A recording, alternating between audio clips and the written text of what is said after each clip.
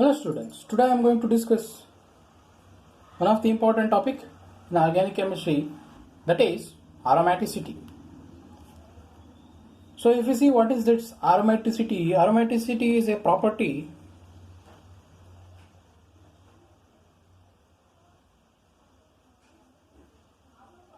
which explains enhanced stabilization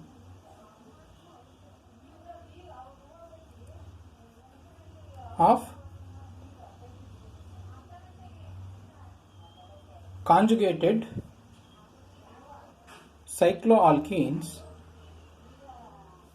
due to ability of electrons in pi orbitals to delocalize. So this enhanced stabilization of conjugated cycloalkenes due to ability of electrons in the pi orbitals to delocalize will be explained by aromaticity.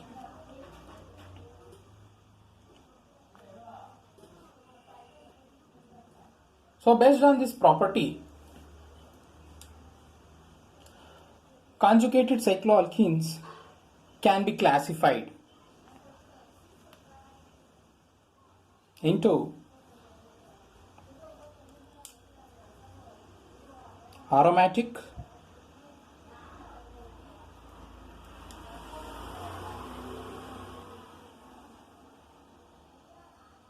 anti-aromatic and non-aromatic.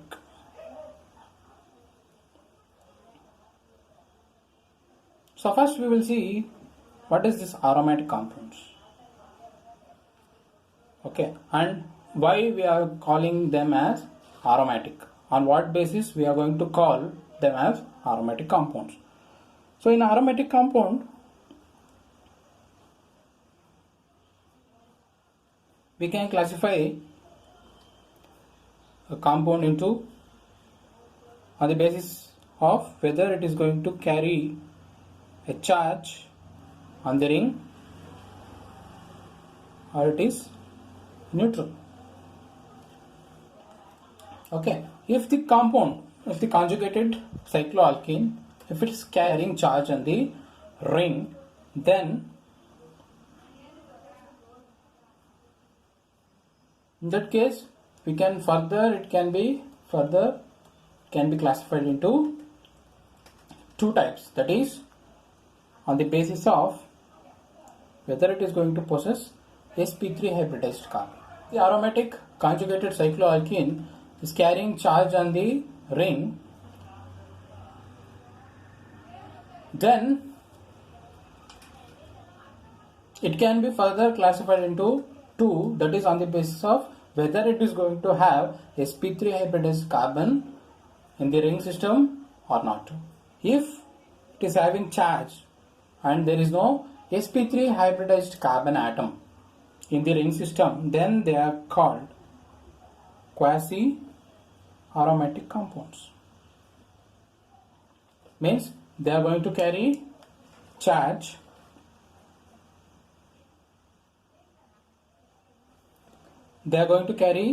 on the ring, but there is no sp3 hybridized carbon atom, then they are called quasi-aromatic compounds.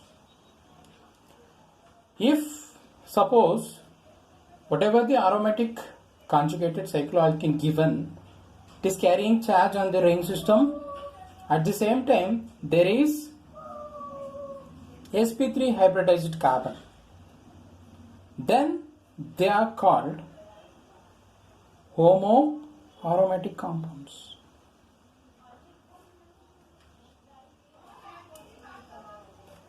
Means, you can take example.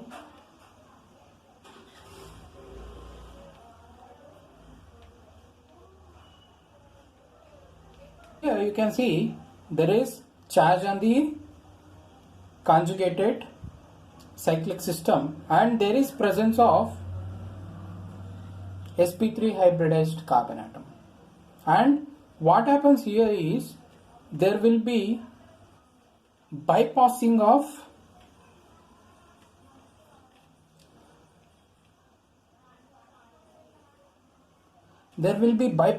this sp3 hybridized carbon atom. So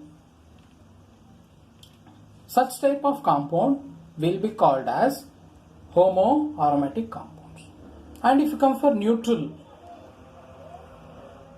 compounds can also be further classified into two types, that is benzenoid and non-benzenoid.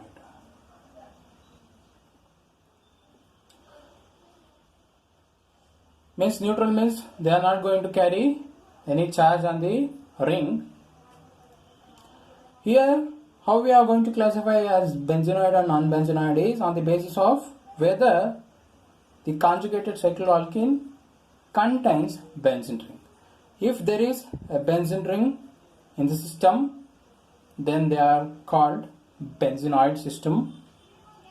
If there is no benzene ring in the conjugated cycloalkenes, then they are non-benzenoid cyclic system, non-benzenoid aromatic compounds. So here for benzenoid you can take example of naphthalene. Okay, so here the two benzene rings are fused, and for non-benzenoid you can take example of azulenes,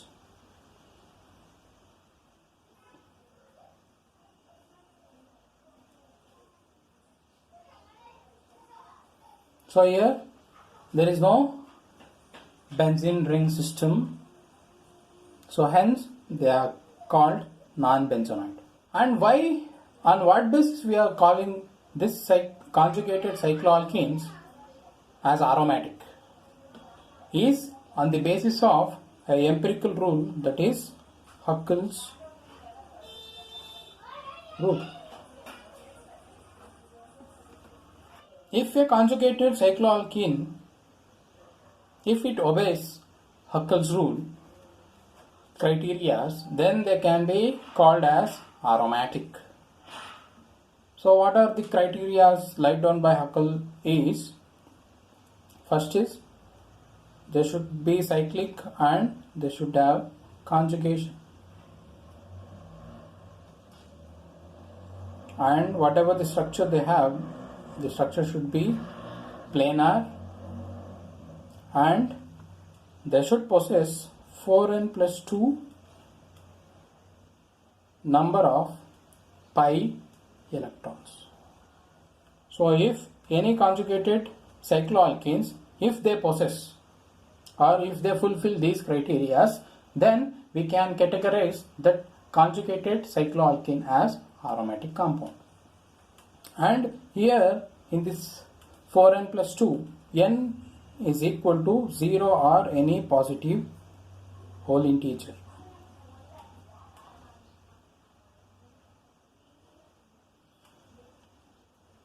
Okay, suppose if I substitute n is equal to 0, then I am going to end up with number 2. If n is equal to 1, I am going to have 6. If n is equal to 2, then I am going to end up with 8. If n is equal to 3, going to end up with 14. And whatever the number we have got here, 2, 6, 8, 14, they are called Huckel number. So any conjugated cycloalkene, if they possess any of this number 2, 6, 8, 14, then they are called aromatic. Along with they should be cyclic and conjugated, and they should possess planar structure. Then they can be called as aromatic compounds. Classification: how we are going to classify a conjugated cycloalkene as anti-aromatic is, it is on the basis of empirical rule, that is Breslau's rule. So based on this Breslau's rule, we are going to classify a conjugated cycloalkene as anti-aromatic. And in order to decide that particular compound as anti-aromatic, what we need to check is whether the given compound is cyclic and whether it is going to possess conjugation. And next criteria is it should be planar and it is going to obey or it is going to possess foreign number of pi electrons. So these two criteria are similar to Huckel's rule, and only the third criteria will differ. That is, here it is going to possess foreign number of pi electrons. Here also n is equal to 0 or any positive number. Okay, suppose if I put n is equal to 1, I am going to get 4. If I put n is equal to 2, then I am going to get 8. N is equal to 3, 12. So if any conjugated cycloalkene, if it is having cyclic and there is conjugation and the structure is planar and it is possessing this number of pi electrons, then such kind of conjugated cycloalkenes can be categorized or can be called as anti-aromatic compounds. Okay, and if you come for non-aromatic compounds, here they are cyclic but they may be planar or they may not possess planar structure and they may or they may not obey Huckel's rule. So such kind of molecules or such kind of compounds can be called as non-aromatic. Next thing is, we have classified that conjugated cycloalkenes as aromatic, anti-aromatic and non-aromatic. Then question comes is, among those, which is more stable and which is least stable? So then we need to know about order of stability.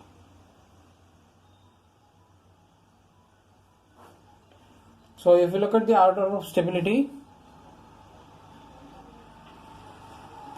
aromatic compounds are more stable than homoaromatic compounds. These homoaromatic compounds are more stable than non-aromatic compounds, and these non-aromatic compounds in turn are more stable than anti-aromatic compounds. So you can see the order of stability. Aromatic compounds are highly stable, whereas anti-aromatic compounds are highly unstable. So this order of stability has to be known in order to write order of stability. Next is, why aromatic compounds which obeys Huckel's rule are more stable and why they are going to possess such unique stability is also explained by Polygon rule.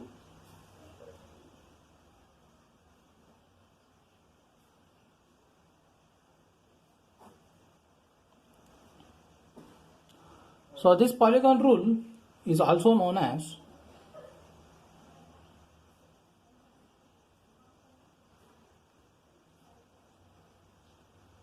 Polygon encircle or Frost circle, and this Polygon rule is going to predict the molecular orbitals of aniline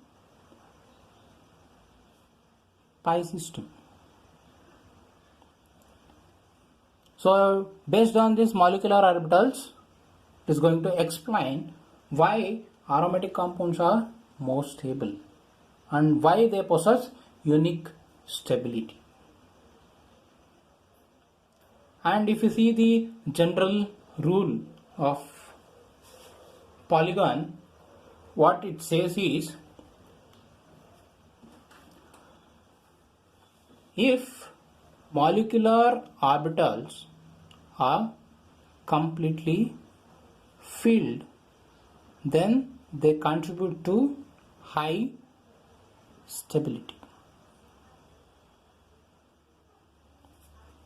If the molecular orbitals are partially filled,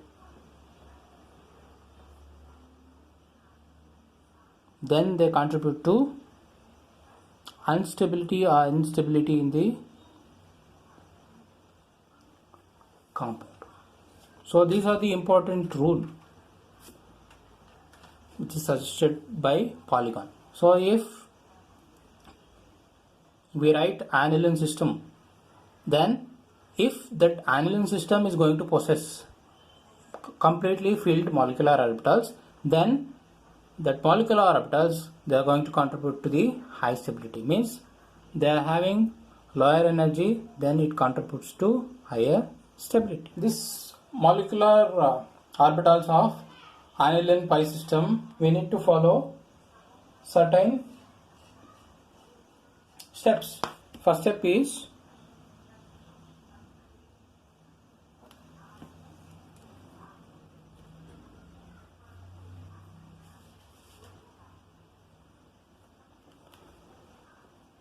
we need to draw a polygon with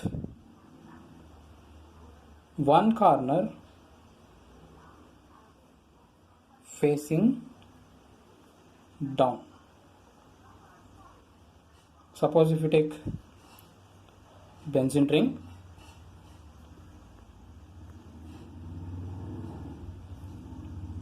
we need to write in terms of polygon, so that is like this, and here this corner will be facing down.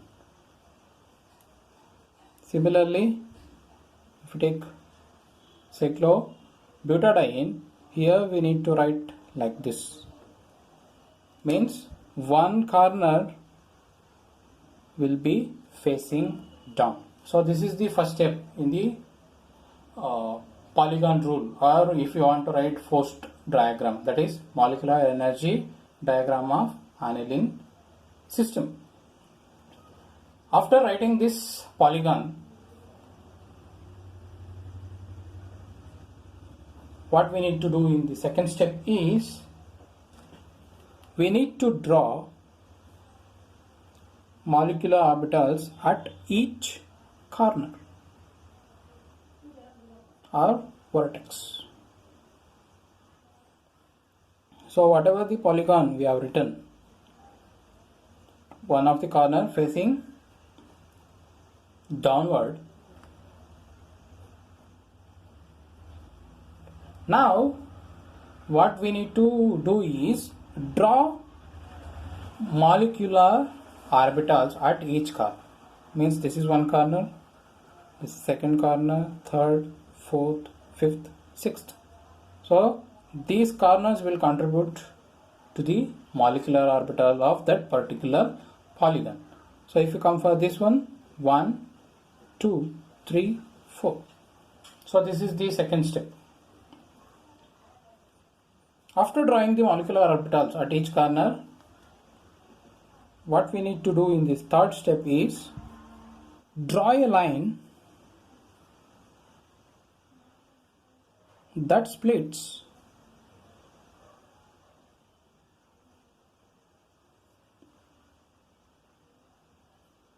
the polygon. Means we need to write the polygon, and at each corner we need to draw molecular orbitals. Then what we need to do is we need to draw a line that splits the polygon. So I'm going to draw a line like this, which is going to split the polygon into two halves. So here like this.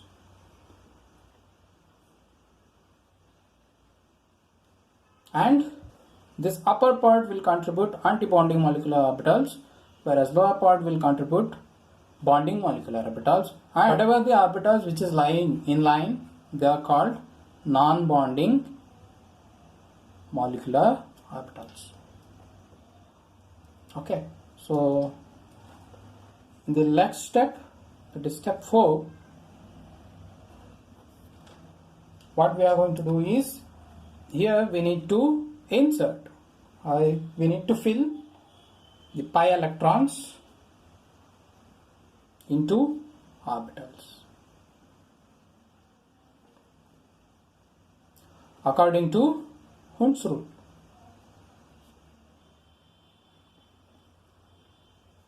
Okay, so whatever the polygon, we need to write the polygon.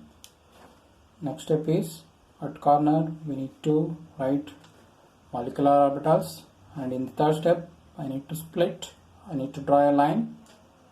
In the last step, what I have to do is, I need to insert pi electron into orbitals according to Hund's rule as well as half bore. Means 1, 2, 3, 4, 5, 6. Similarly,